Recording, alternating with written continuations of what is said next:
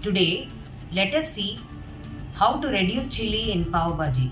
If you are looking to repair 500 grams of Pav Bhaji, then you can take 100 grams of each of these vegetables: potatoes, carrots, beans, peas, tomatoes, except onion.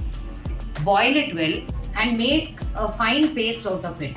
You can add the required salt. Now, take 100 grams of onion and finely chop it and keep it ready. Now, take a kadai, add 2 or 3 teaspoons of oil and the chopped onions. Let them fry well and then add a little bit of spices like ginger garlic paste, salt and garam masala, etc. Now, fry this nicely in the oil. Add the vegetable paste. Now when this also get nicely sauteed, add the original pav bhaji prepared. Now add little more water, half a teaspoon of lime juice and 1 teaspoon of sugar. Mix thoroughly, cook nicely on the slow fire and then garnish it with chopped coriander leaves.